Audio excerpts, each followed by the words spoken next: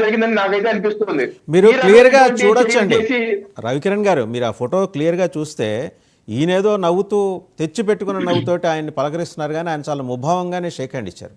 అక్కడే మీకు facial expressions బట్టి అర్థమవుతోంది ఏదో మొక్కుబడి తంతు అక్కడ టీటీడీ నిర్వహించింది. అది కూడా సీఎం ఇన్వాల్వ్ అవ్వబట్టి, అది కూడా సీఎం ఇన్వాల్వ్ అవ్వబట్టి, లేకపోతే వాళ్ళలో ఈ చలనం కూడా వచ్చేది కాదు.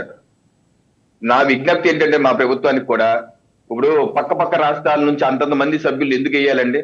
మనకి మహారాష్ట్ర షిరిడీకి చాలా మంది తెలుగు వాళ్ళు వెళ్తాం. ఆ షిరిడీ ఆలయంలో మనకు డైరెక్టర్ గా ఇస్తున్నారండి ఎవరన్నా?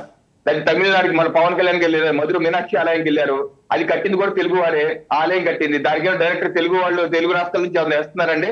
కర్ణాటక చాముండేశ్వరి ఆలయం ఉంది, కుక్కే సుబ్రహ్మణ్య ఆలయం ఉంది, చాలా మంది వెళ్తుంటారు ఇక్కడ నుంచి. వాళ్ళు ఎవరైనా మనకి ఇస్తున్నారని డైరెక్టర్ పోస్ట్? మనం ఎందుకు? తెలంగాణ ఉంది, భద్రాచలం సార్, రాముడు వారు గోదావరి జిల్లాకి అత్యంత బాగా నాకు భావోద్వేగాలు అటాచ్ అయ్యేటువంటి భద్రాచలం ఆలయానికి మా తెలుగు వారిని ఆంధ్రప్రదేశ్ నుంచి ఎవరిని వేస్తున్నారని ఆంధ్రప్రదేశ్ నుంచి, అది వాళ్ళు ఎవరు అయినప్పుడు మనం ఎందుకు వేస్తున్నాం నాకు అర్థం కాదు.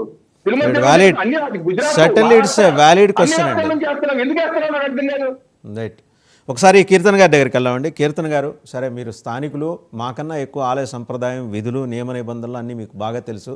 ఆయన మహాద్వారం నుంచి బయటికి వెళ్ళకూడదండి, అది పద్ధతి కాదు. ఎవరో పీఠాధిపతులు, మఠాధిపతులు, ఆ సంప్రదాయస్తులకి మాత్రం, అది కూడా కొన్ని పరిమితులకు లోబడి కొందరికి మాత్రమే ఆ వెసులుబాటు ఉంటుంది. మీరు దయచేసి ఇటు నుంచి వెళ్ళండి అని చెప్పినప్పుడు ఆయనకు వచ్చిన అభ్యంతరం ఏంటండి వెళ్ళటానికి? థర్డ్ రేట్ ఫెలోనా? ఎవరండి థర్డ్ రేట్ ఫెలో? ఎక్కడున్నావు? ఇంకా అంటే డెమోక్రసీలోనే ఉన్నావా? ఇంకా ద్వితీయశ్రేణి పౌరసత్వమే ఉండొద్దనుకొని అందరినీ ఈక్వల్గా చూస్తున్న దేశంలో థర్డ్ రేట్ ఫెలోస్ ఎక్కడి నుంచి వచ్చారు? దేవన్ గారు, ముందుగా మీకు అలాగే ప్యానెల్ పెద్దలకి అలాగే 9 నమస్కారం సార్. ఒకటి ఏంటంటే, ఫస్ట్ థింగ్, మనకు ఫస్ట్ సంస్కారం మనలో ఉండాలి. ఒకరు చెప్తేనో, ఇంకొకరు నేర్పిస్తేనో, లేదు ఒకరు బుద్ధి చెప్తేనో, ఈ రోజు అక్కడ తీసుకొని సారీ చెప్పమని చెప్తేనో అది రాదండి. ఫస్ట్ మనలోనే ఒక క్యారెక్టర్ అనేది ఉండాలి. ఈ రోజు మనం ఒక అత్యున్నత స్థాయిలో కూర్చున్నప్పుడు దానికి మనం హుందాగా వ్యవహరించాలి, దానికి వన్న తెచ్చేలాగా మనం ప్రవర్తించాలి అనేది ఆయనకు ఉండాలి. అండ్ టీటీడీ అనేది ఇట్స్ అన్ ఎమోషన్. అటువంటి దాంట్లో ధార్మిక సంస్థలో మనం ఒక బోర్డు మెంబర్ గా ఉన్నామంటే అది ఎన్నో జన్మల సుకృతంగా భావించి దానికి తగినట్టుగా వ్యవహరించాల్సిన ఆయన కాస్త ఇలాగా బిహేవ్ చేయడం నిజంగా అది చాలా సిగ్గుచేటు. ముఖ్యంగా ఆయనకి ప్రెజర్ రావడం వల్ల సారీ చెప్పారు అనేది కనపడుతుంది క్లియర్ గా. అంటే ఆయనలో పరివర్తన వచ్చి ఆయన చెప్తున్నట్టుగా ఎక్కడ కనిపించట్లేదు. కానీ ఇలాగే రిపీటెడ్ గా వీళ్ళు చేస్తూ పోతే ఎప్పటికైనా వీళ్ళకే చర్యలు చేపడతారు. ఎందుకంటే వీళ్ళు నా పదవి నుంచి తీసేయడమో, లేకుంటే ఇలాంటివి పునరావృతం కాకుండా ఏదైతే బీజేపీ అధికార ప్రతినిధిగా చెప్పారో అది కూడా మనం నోట్ చేసుకోవాల్సిన మేజర్ పాయింట్.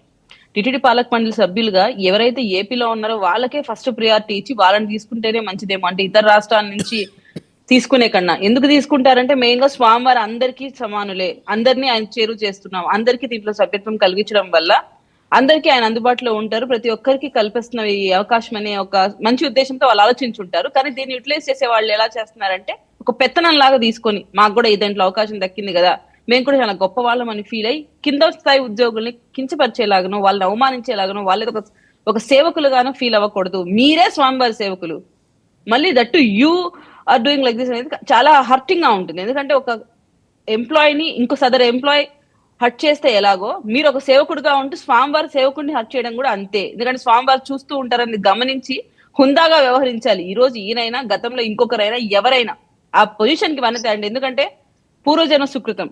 నిజంగా చెప్తున్నాను, ఎంతో మంది డ్రీమ్ ఉంటది బోర్డు మెంబర్ అవ్వాలి అనేది, చాలా మంది కలలు కని కూడా ఉంటారు.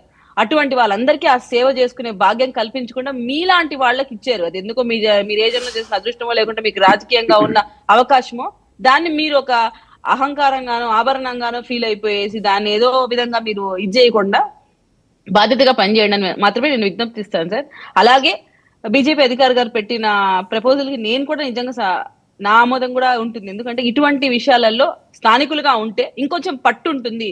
స్థానికులే దాంట్లో ఉండడం వల్ల వాళ్ళకి దాని గురించి బాగా అవగాహన ఉంటుంది కాబట్టి ఖచ్చితంగా ఇంకా మెరుగైన తీరుగా ప్రవర్తించడానికి ఉంటుంది. బయట వాళ్ళు కాబట్టి ఆ పొజిషన్ ని వాళ్ళు ఒక కిరీటం లాగా ఫీల్ అయ్యి ఇలా బిహేవ్ చేస్తున్నారేమో అనేది